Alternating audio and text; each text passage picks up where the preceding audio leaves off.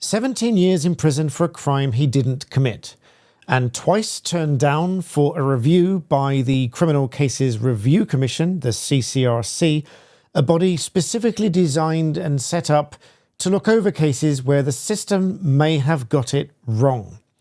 This is the case of Andrew Malkinson. Welcome back to the channel. I want to declare at the outset of this video that I have no involvement with Andrew Malkinson, the case, or anything like that. So my integrity, my independence, none of that is compromised. This is me bringing to you information, and I'm going to direct you to an appeal for an apology. Because whilst the conviction has now been overturned on new evidence, that was not without Andrew spending almost 20 years in prison fighting over this case, a charity doing the work to find the DNA evidence that ultimately proved that he was an innocent man all along, and Andrew, or someone assisting him, has set up this petition here, seeking an apology.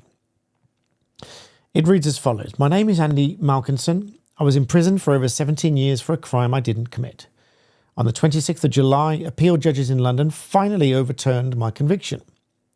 New DNA evidence showed that I'd been saying all along that I'm completely innocent and the police got the wrong man. It should have been obvious from the get-go that my case was a miscarriage of justice. No forensic evidence linked me to the crime, and I didn't match the description. Why did it take nearly 20 years to get justice? Well, the public body, which is meant to act as a safety net for wrongly convicted people like me, the CCRC, twice turned down my case, costing me extra years of my life behind bars. I asked the CCRC to commission a new DNA test to prove my innocence years ago, but they refused. They wouldn't even bother reviewing the police files. Instead, the small legal charity, Appeal, did the work the CCRC had failed to do. Appeal arranged a new DNA testing supporting my innocence. They also took the police to court, unearthing crucial evidence which the CCRC failed to uncover. Presented with all this, the CCRC finally sent my case for appeal. I want, Andrew says, CCRC Chair Helen Pitcher to apologise for these failings and commission an external, independent review aimed at learning lessons from what went wrong in the handling of my case. The CCRC only grants new appeals in less than 2% of cases it considers, so I know the other wrongly convicted people that are being let down.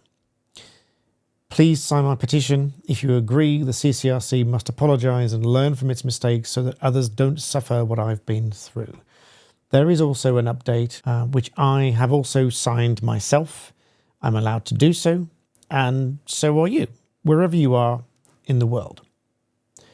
Because change.org is not limited to the United Kingdom. Andrew says, today, I'm so grateful for the more than 150,000 of you that have signed my petition. It means the world to me to have your support.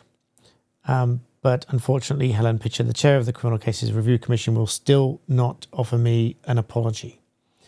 So I will link to this petition in the description below, and I would urge you to go sign it.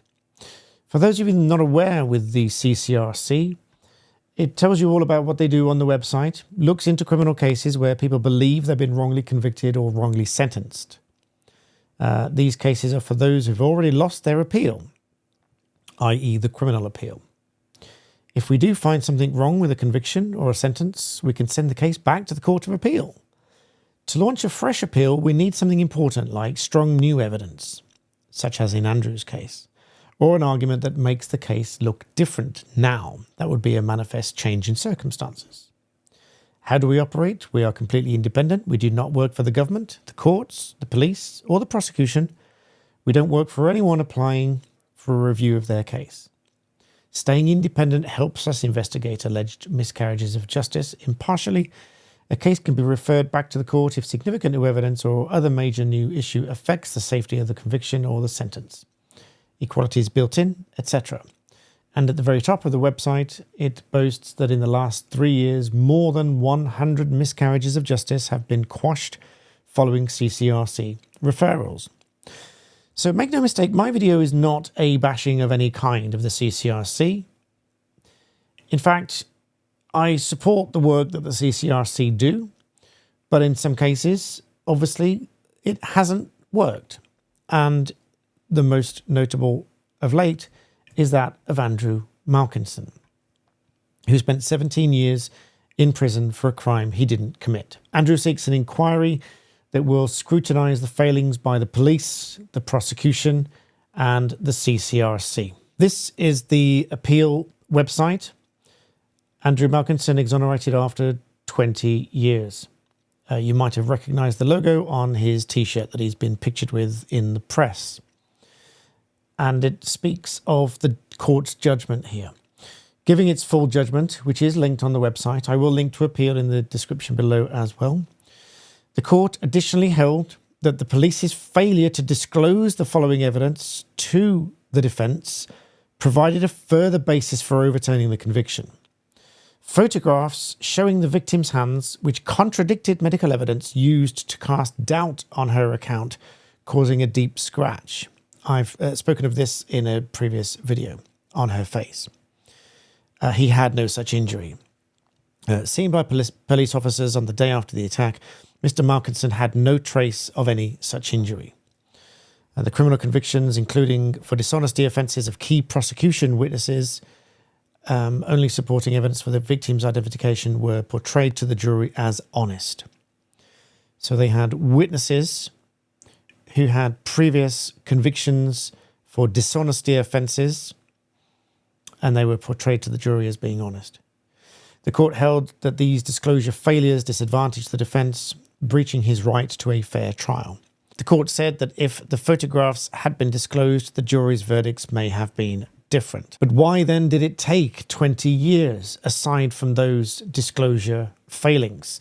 As a brief aside, disclosure obligations include anything that could reasonably assist the defence or undermine the prosecution case, and it is an ongoing disclosure obligation upon the prosecution. Obviously anything they rely on, but also anything else that is reasonably capable of undermining the prosecution case or assisting the defence must be disclosed. And it is an ongoing obligation. However, in this case, in 2009, the CCRC was made aware that DNA, which could not have come from Mr. Malkinson nor the victim, was present in an area of potential saliva staining her vest top, just above where she sustained a bite. Despite the failing, they issued a decision in 2012 refusing a new appeal, and the body also refused to commission a further DNA test. In 2020, the CCRC turned down another application, again failing to make forensic inquiries.